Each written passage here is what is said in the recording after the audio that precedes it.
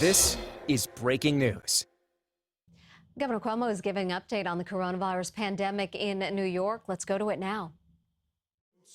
Who's been an essential component of what we've been doing from day one. It's a pleasure to be here today. I hope everyone had a good weekend. I had a great weekend. Stayed at home Saturday, went to the beach Sunday, went to the Intrepid yesterday. Plus, I changed the oil in the car, so I had a good day, good weekend. I want to thank the Stock Exchange for hosting us today. This is a beautiful room. I was here this morning. The stock market reopened today, so it's a pleasure to be here. I want to thank Stacy Cunningham, who is the president of the New York Stock Exchange, for her hospitality and courtesy.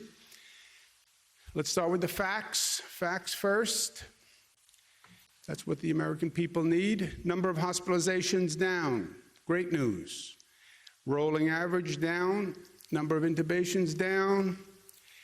Number of new COVID cases down to the lowest level since this ever started, just about 200.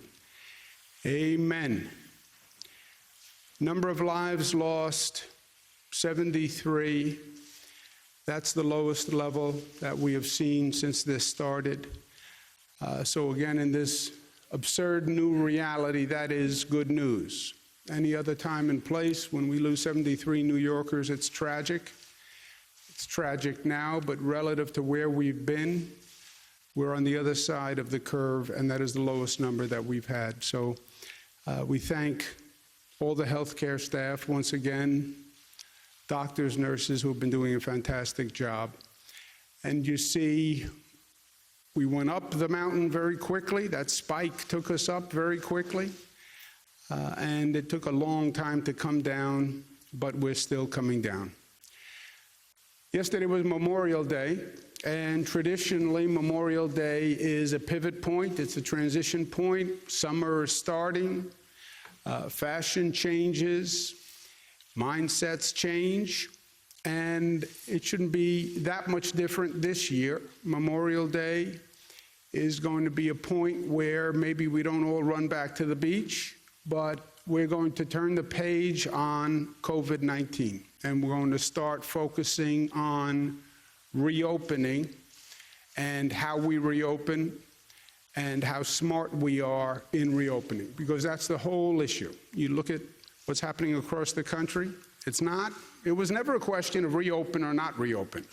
The answer was always reopen. The question was always, how smart are you on the reopening? How intelligent are you on the reopening? How informed are you? How disciplined are you on the reopening? Because that determines how successful the reopening is. The stock market reopened today. I had the honor of ringing the bell. And it didn't reopen the way it was. It reopened smarter than before. Fewer people, wearing masks, new precautions that the stock exchange has incorporated, not because government said they had to, but because the stock exchange is smart.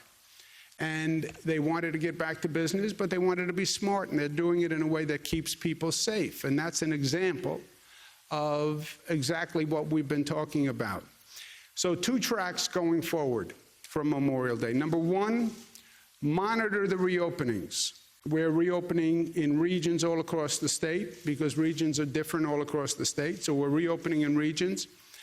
Monitor the regions. We have a dashboard that is up. Every New Yorker can see the numbers, and what we're doing is gauged by the numbers. Mid-Hudson opens today. They met all the metrics, all the numerical criteria, so they're opening today. Long Island will open tomorrow. We're going to bring on the last of what's called the tracers, who do the contact tracing after testing, and they'll be coming online today, and Long Island will open tomorrow. Each region has a regional control group. I've spoken to many of the county executives across the state who are key on these regional control groups, and I said to the county executives, watch the numbers. When you see a cluster of cases, Jump on it. Jump on it. That's what the contact tracing is all about. What happened? Where did they come from? Is there any commonality among the people in the cluster? Is there a geographic identity to that cluster? But that has to be done region by region. You have to stay disciplined and focused. Study the numbers. The numbers inform you. The numbers tell you what's happening. That dashboard tells you what's happening. And those regional control groups have to be disciplined. Steve Ballone in Suffolk, and Laura Curran in Nassau, and Mark Polenkarz in Buffalo, and Adam Bello in Rochester, and Ryan McMahon in Syracuse. Focus on what's happening on those numbers. You see a little movement, you pounce on it. Find out what it is, explore it, and resolve it. New York City is the one region that is not reopened yet in New York. And that's for obvious reasons. The numbers have been worse in New York City. The number of cases were worse in New York City. Again, nothing endemic to New York City. What happened in New York City was the virus was coming from Europe. We didn't even know. Nobody told us. We all were told it was coming from China. China. Look to the west, came from the east. We're looking west, it came from the east. It was coming from Europe. And January, February, before we did a European travel ban, 3 million Europeans landed at our airports, and the virus came that way. So once the virus got here, it spread. This is a dense area, New York City, public transportation. So it had the worst problem in the nation, one of the worst problems on the globe. So it's the one region that's not reopened yet, and we're now going to focus on reopening New York City. And again, we do it smartly. We have data, we have tests. We can focus on the new cases in New York City. Where are those infections still coming from? And we literally can now focus on those areas by zip code. We've done so much testing. We do more testing in New York than any state in the United States of America. We do more testing per capita than most countries on the globe. We do so much testing that we can actually identify zip codes that are generating the new cases. If you have that kind of intelligence, that kind of data, then you can target your resources right to those areas. Those zip codes tend to be predominantly minority communities. The infection rate is not spreading among essential workers. It's spreading among workers who have stayed home or who are unemployed. So it's spreading in the home, it's spreading in the community. We're going to focus on those zip codes. We're going to focus on those communities, and we want to slow the infection rate even in those communities. And that will really bring the numbers down in New York City. We've started that last week, but we're going to bring it to a new level starting this week. And you can see that the infection rate in some of these zip codes is double the infection rate in the city. The infection rate in the city, general population, is about 19%, almost 20%. In some of these communities, the infection rate is 40%, literally double the citywide average. And when we look at those new COVID cases coming into the hospitals, where are they coming from? They're coming from these zip codes, and we can literally identify it, so we want to attack the virus at the source. That's what we're going to be doing in New York City. In New York City, we also have to get the number of tracers up and trained and online, and we'll be focusing on that. Statewide, we all have to remain smart.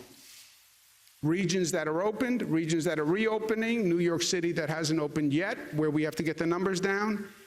It's about citizens, and it's about what people do. That's been the great riddle in this whole thing. We don't understand it. It's about government, government this, government that. Forget government.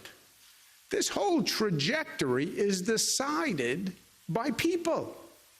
It's personal behavior. That's all it is. You tell me what people do today, I'll tell you what the infection rate is tomorrow. And it's simple. It's wash your hands, it's socially distance, it's use the hand sanitizer, and it is wear the mask.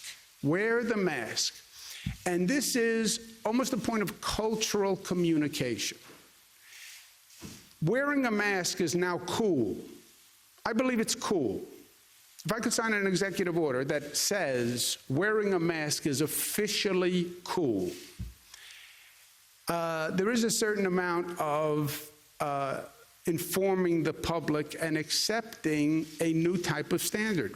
Wearing the mask has got to be something you do every day. When you get up, when you walk out of the house, you put the mask on.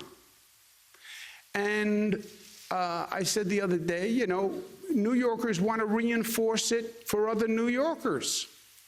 This is cool. You want to encourage people to do this. By the way, they have all sorts of color masks. You don't have to have a boring mask like my mask. I'm a boring guy. They have color masks. They have masks that say things. Some people coordinate their outfit with the color of their mask. And this has to be part of literally who we are and what we do every day. That does not mean when someone doesn't wear a mask, we should be rude to that person or be obnoxious to that person, but this has got to be part of every New Yorker's fashion and design and clothing and outfitting, wearing the mask. It makes a real difference. And if you think that's all talk, answer for me why all the first responders have a lower infection rate than the general population.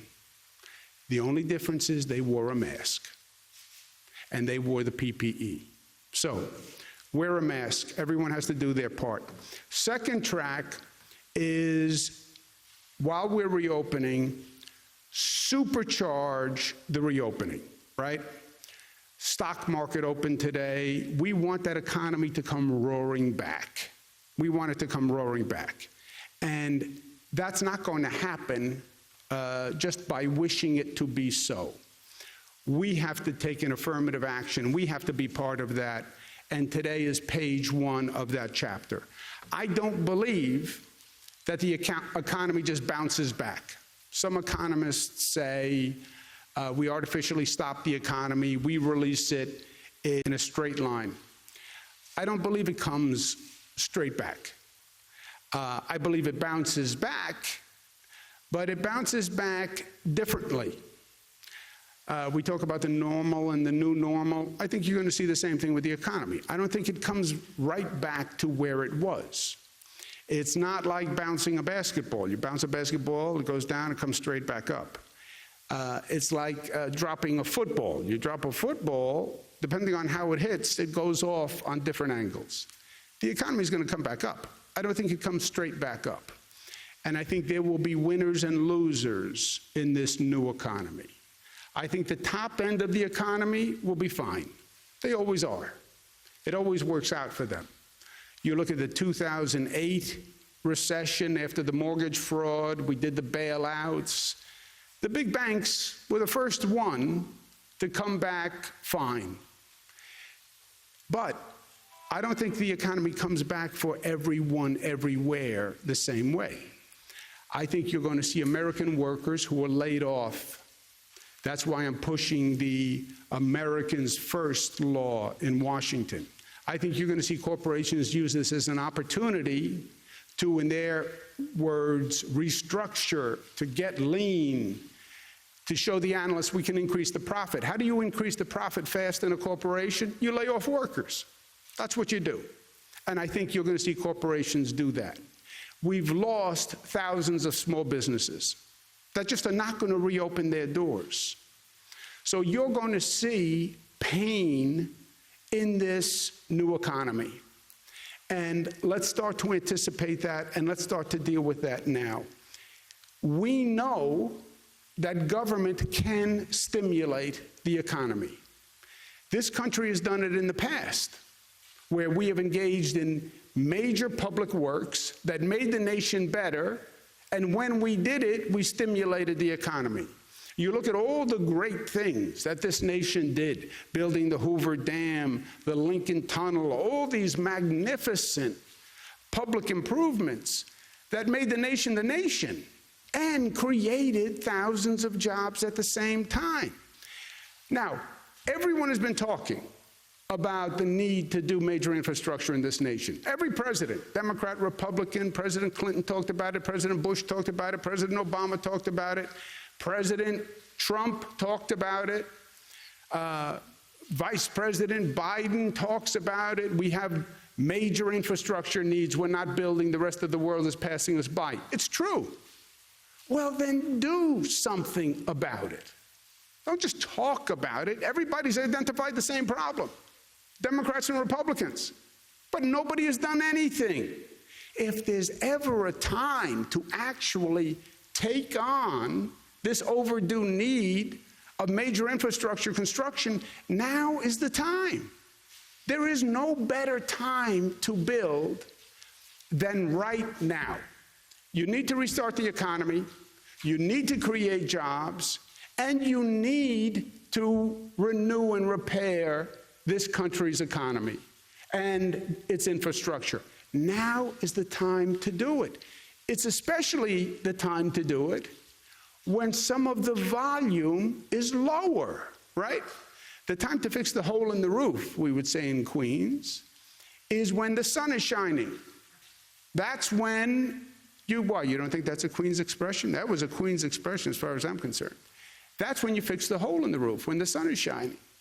The time to do this work is now, when you need the jobs and the volume is low, and New York will lead the way.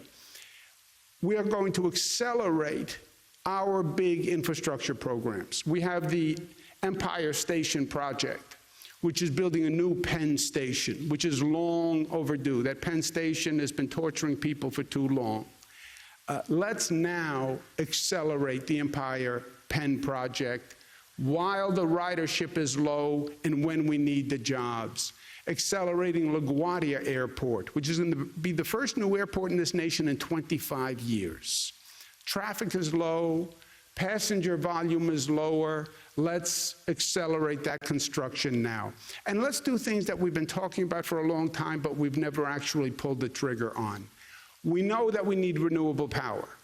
We know we can generate renewable power in upstate. We know we need it downstate. Let's build the cross-state transmission lines to develop that renewable market upstate and satisfy the need downstate. We know they have low-cost hydropower in Canada. Let's run the cable, the transmission lines from Canada to New York City to get that power down here, and let's stop talking and let's start doing. Let's invigorate this whole renewable market. And there are other big infrastructure projects that we've been talking about, which we have to do, where we need federal help and federal approval. Let's put those on the table. The air train to LaGuardia. New York City is one of the only major cities that has no train from the airport into the central city. We've been talking about the cross-Hudson tunnels, where the Amtrak trains come through, that are old and that are crumbling, and that if they become a problem, you literally stop Amtrak travel to the entire Northeast. Let's stop the politics on it, and let's get it done, and let's build those new tunnels. The 2nd Avenue subway, the next extension for the 2nd Avenue subway goes from 96th Street to 125th Street, would open up that whole 125th Street area. It would bring a whole new chapter of revitalization to New York City. Let's do that in partnership with the federal government. I'm going to go to Washington tomorrow, scheduled to meet with the president to talk about a number of things, but this is one of the things I want to talk to the president about. You want to restart the economy, you want to reopen the economy. Let's do something creative. Let's do it fast. Let's put Americans back to work, and let's make America better. It is common sense. It is common sense. So many of the things that we need to do, you don't need to be a government expert or an engineer to figure out. It's common sense. You have an infrastructure that's crumbling. You need to jumpstart the economy. You need to create jobs. Do it now. Do it now. And that's what one of the things I'm going to talk to the president about tomorrow. Last point, we did the Wear a Mask New York PSA contest.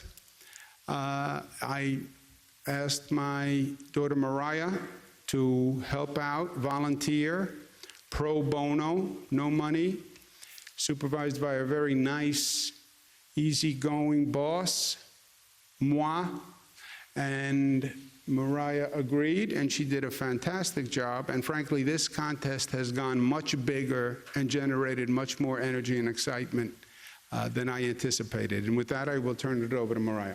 Thank you. We launched the Wear a Mask ad contest in May, asking New Yorkers to create ads about the importance of wearing a mask in public. And we received over 600 video submissions from across the state. We selected 5 finalists and put it to a vote, and people cast 186,117 votes. And today, we are proud to announce the winning ad, which is We Heart New York. And with that, we'd like to... I love New York. We love New York. We've been stuck inside our homes, while our everyday heroes have been working overtime. For New York to reopen and stay open. We all need to do our part. And show that we care. Look, man. I wear a mask to protect you. You wear a mask to protect me. Let's all wear a mask to stop the spread of coronavirus and save lives. When we show up in the mask, we're showing up for each other. Show your love for New York. Because New York loves you. Beautiful. Thank you. And congratulations to Bunny Lake Films, a female-founded boutique production company based in Brooklyn, New York, who created that incredible ad. And we'd now like to show the second place ad, which is You Can Still Smile. I wear a mask for my fellow New Yorkers. My mama, who's a healthcare worker. Nurses and doctors. For my father. For the marginalized communities who don't have access to adequate health care. For my children. My community. Essential workers. Transit workers. The immunocompromised. I wear a mask so we can get back to work. Go to school. Share a meal. See a movie. Hug my friends. Dance together. Go to the theater. See your families. Continue to show support. Take care of each other. Save lives. Stay strong. Beautiful. Thank you to everyone who submitted ads, who voted, who shared ads, and helped spread this important message that it's absolutely critical to wear a mask in public, and we'll be continuing to reach out to New Yorkers for help in spreading the message about how we can get through this together, because New Yorkers are clearly ready, willing, and able to help. Beautiful. That is a great job. Now, I have to make an executive decision, not order. There is no election that we have nowadays that doesn't raise issues, it seems. This was extraordinary. We opened this up to competition. There were 96,000 votes for the first and second place winners. 96,000 votes, only a 500 vote differential between number 1 and number 2, okay? Which, if it was a normal election, would normally trigger an automatic recount, all right? It's that close. There's also an issue with this election that we never really defined an eligible voter. And we have people who voted in this competition all across the state, all across the country, all across the world. We had international people voting in this competition, which I did not really fully think through. So rather than have a debate about who would have been an eligible voter, because that 500 votes between first and second is so small, if you start to have a question about who's an eligible voter, it could get dicey. So I'm going to make an executive decision. The state will run both ads, first and second, because they're both great. And obviously, yes, one won by 500 votes, but It was a tremendous turnout. People love both. That's clear. So the state will run both, and we don't have to get into a debate about who is an eligible voter in a video competition. So we'll run both of those PSAs. I want to thank all the voters who participated. That tremendous number just shows how engaged people are all through this. This is about life and death. This is about their lives. This is about their community, and they're engaged, and they should be, because they are New York tough, smart, united, disciplined, and loving. Questions? Governor, on the bill in Albany that would authorize the city of New York to borrow $7 billion, are you open to signing that bill? My understanding is they're having trouble meeting basic operating expenses without it, assuming the federal government doesn't come through. And assuming that the economy comes back unevenly and the people at the top are okay, would you ever favor raising taxes on the wealthy? Yeah. You know, let's deal with the here and now, and then we'll deal with the future when we figure out what the future is. There's no doubt that governments are hard stretched. State government is hard stretched. We have a $13 billion deficit. City is stretched. Local governments are stretched all across the state, all across the nation. That's why I think the real answer is the federal government has to step up and provide state and local aid. There was also a piece in the Wall Street Journal that said in those situations when the state and local governments are starved, the economic recovery is slower than when you actually fund state and local governments, which makes sense because if you starve the state government, what happens? I turn around, there's less funding for schools, less funding for hospitals, less funding for local governments, and that's police and fire. So we need funding from Washington. If we don't get funding from Washington, we're going to have a serious financial issue. And it's going to compound our state problem overall. What do you do if you don't get federal funding? Well, then you have to be fiscally responsible. And for New York City, New York State, Suffolk, Nassau, it's going to be the same question. Well, borrow a lot of money. Well, is it fiscally responsible what you're borrowing? Do you have any chance to pay it back? When you start talking about borrowing to pay operating expenses, this is a whole new situation. Normally, you borrow for capital expenses. You're making an investment that's going to increase future revenue.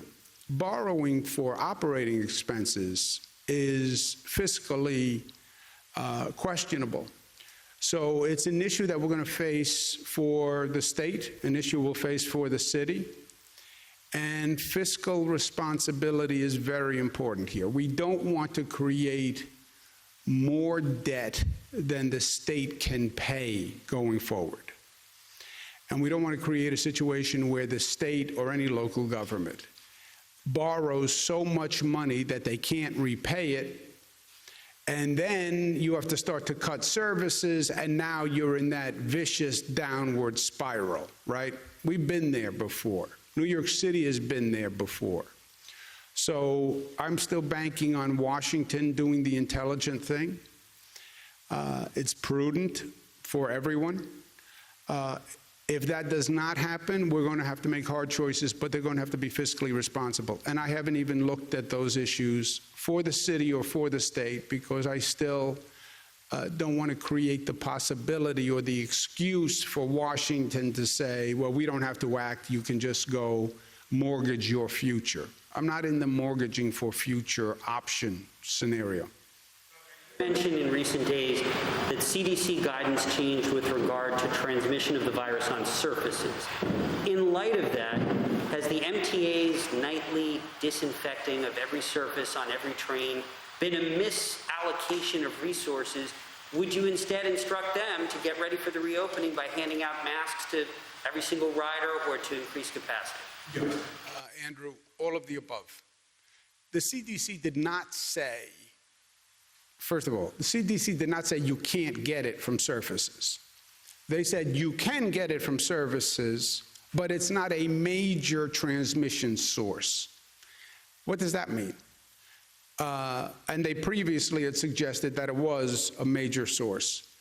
But even if it's not a major source, this is tricky. If I get the virus, I don't care if I got it from a minor transmission source. I don't want to get the virus. So even if only 20% of the people get infected from surfaces, I'm still worried about those 20% of the people. So I think for the MTA, for any organization, it's all of the above. Yes, masks. Yes, hand sanitizer. Yes, social distancing. And yes, clean and disinfect the surfaces. Because even if they're right, and again, that assumes they're right, and let's be honest, the experts have changed their opinions and their numbers and their projections 3 times through this thing. So even if they're right, and it's only a minor source now, it's still a source. And do everything you can, do everything you can, do everything you can. And that's what we're doing. What do you think a rider should do if they're going back to work and there's someone on their train who's not wearing a mask? Look, New Yorkers are tough, right? As we've said. There is a social responsibility, I believe, to wear a mask. I believe it should be part of our culture. I think we should encourage each other to be responsible and to wear it. I encourage people when I'm walking around the street and somebody doesn't have a mask and they're walking past me. I encourage them nicely, politely, point out some facts. But it's New York. We have to be careful that that nice and polite stays nice and polite. And people are afraid now, and you can see tempers flare, and you can see the energy goes up. I think that's not helpful. I think you can have conversations with people and point it out, but keep it friendly and helpful and constructive. Over the weekend, I did some interviews out on the boardwalk in Long Beach, and people were already expressing concern about a second wave coming. They were happy the boardwalk was open, but it's going to get crowded and we're going to get a second wave. Have you started forming like a new plan for a second wave, and how would it be different from what we did this time?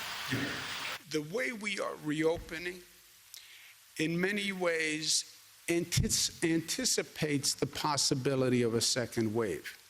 It is built into our reopening plan. When we say you must reserve 30% capacity in the hospitals, that's anticipating either a current surge or a second wave. 30% of the ICU beds have to be available. That's anticipating either a current surge, people are undisciplined, you have a hot spot, or a second wave. Hospitals must have 90 days of PPE on hand. We're not going through that can't find the mask, crazy scramble again, right? All the PPE has to be in place for 90 days at the COVID level. All those early indicators, getting the testing capacity up. What's going to happen when you get to the fall, even if there's not a second wave, people will need flu tests for the normal flu. Right now, we're using basically all our testing capacity to do the COVID tests. So we're planning for testing in the fall split between the flu test and the COVID test. But what we are now doing builds in the anticipation of the possibility of a second wave. And look, I don't even know if it's a second wave anymore. They now talk about basically it's not going away. It's not that it's going to go away and come back like they first talked about the second wave. It's just that there may be a lull, a seasonal lull because of the summer climate, but then it comes back, it increases in the fall because it never really went away. The Stock Exchange directed its employees to avoid taking public transit to work. Do you think that's a wise policy? Do you think that the subway is a super spreader of the virus? And at that, have you identified which phase of the reopening As I've said, I don't pick dates in the future. We have had projection models from day one on this. We've followed the projection models. Remember, the projection models said we could need about 120,000 hospital beds. We only have 50,000 hospital beds. I spent 1 month developing thousands of hospital beds off the projections, and we did it. It was probably the largest single undertaking that I've undertaken as governor, and we did it. And then the projection model didn't come true. Now, in defense of the projection models, they'll say, well, we had a number of variables that changed, and we didn't know how effective social distancing would be, and social distancing turned out to be more effective because people were more responsible, so the numbers came down. But I don't think you can project into the future. I don't think anybody can say, I'll tell you what's going to happen in 4 weeks. So I know the numbers today. We'll know the numbers tomorrow. Make decisions based on the facts you know. That's what we're going to do. So I'm not going to give you a future projection. The MTA, public transportation, has to be ready when you reopen. Everything has to be staged, and public transportation has to be working. You can't do a full reopening without public transportation. You just can't. You don't have an option of everybody walks or everybody drives or everybody bicycles. You know, you can't do that in this metropolitan area. You have people coming in from New Jersey, Connecticut, et cetera. So you need Metro North, et cetera. So the question becomes, how do you reopen public transportation? And we have trains, cleaner than ever before, remarkably so. We'd need social distancing precautions. You'd need the masks, you need the sanitizer, you need to schedule in a way so you don't overload a train. But I'll tell you one of the silver linings here. The subways have never been as clean as they are now, and we're helping more homeless people than ever before. You know, for me, this has been an issue that we've worked on for a long time, and there's been a lot of dissension. And I spent my whole life working on the homeless issue. And finally, we've had the wisdom to understand that you're not really helping the homeless by letting them sleep on the train. You know, that was a misguided theory. Well, we respect your civil rights and civil liberties. We're going to let you sleep on a subway car and risk getting molested or hurt during the night. No, they deserved better. Offer them safe shelter, offer them services. That was always the answer. And now, because we closed the subway to clean the cars, this homeless have to be off the subway, otherwise you can't clean the car. And it's the first time you've actually had a real outreach program. So out of crisis comes positive. What about the stock exchange policy? Do you think that the subway is a spreader of the virus right now? Is it safe to ride? No, look, I think the subways have never been cleaner, and people are social distancing and they're wearing masks. You know, there's no configuration on a subway done right. That's not a sidewalk done right. That's not any other place done right. If you have an overcrowded subway car, well, then you're where you are with an overcrowded sidewalk or an overcrowded lobby or an overcrowded elevator. You know, then it's the same thing. One company this morning, I think it was JP Morgan, I could be wrong about that refused to participate in the opening of the floor. That they don't agree with the criteria and other things. What do you say to a company who doesn't want to participate? I think you will see people making their own decisions. I think you'll see companies make their own decisions. We've never been here before. You know, they opened some parts of China, and just because the government says, okay, we're back, some people said, I'm not ready to be back. You know, I'm not ready to get on public transportation. I'm not ready to walk down the sidewalk. I'm going to sit home and I'm going to watch to see what happens.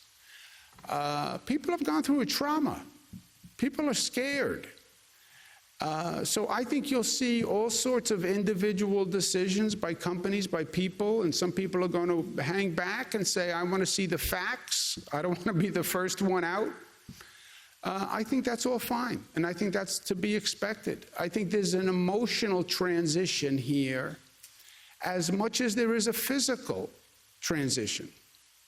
And again, I don't think this is about government rules. I think it's about everyone has informed themselves. You're talking about my life now. You have my attention. You're talking about my kids. You're talking about my mother. I'm taking this very seriously, and I've informed myself, and I'm going to make my own judgment. Thank you very much. Well, the federal government says, the president says, the governor says. I don't care what they say. I'm going to make my own decision. And I think that's fine, because this is really about restoring confidence and comfort. And it doesn't happen until you feel confident and comfortable. Anyone want to make some points? Melissa, Gareth? Any more votes? How come you got more votes for that competition than you got for your old dad? Let's take one more. We're nearing the end of May, and it's still unclear how much money the federal government will give the state. Do you anticipate that the state will unveil the state budget cuts before or after? No, Luis. You tell me what the federal government does, I will tell you what the state budget looks like. And I want them to have that responsibility. Right now, you have a $13 billion deficit. We will cut schools with no money from the federal government. Schools get cut 20%, local government gets cut 20%, and hospitals get 20% cut. That's what happens today. That's the budget. It's done. And by the way, the budget is done. It was passed in April. That's the budget.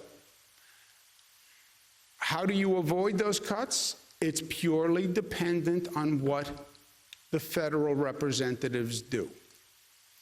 And remember, the House is controlled by congressional Democrats. The Senate is controlled by Republicans. But I've said to them very clearly, this is a situation where the people of this state are going to know what you did. Right now, if you do nothing, we have a 20% cut to schools. If you want to cut schools 20%, then don't fund New York. If you want to cut police and fire 20%, then don't fund New York. If you want to cut our hospitals 20%, don't fund New York. And the way to avoid those cuts is the Congress has to deliver. You know, I believe that politicians should be held accountable. When I would watch TV with my grandfather, my father's father, Andrea, the Italian name, Andrew, and a politician would start to talk on the TV, my grandfather would go like this.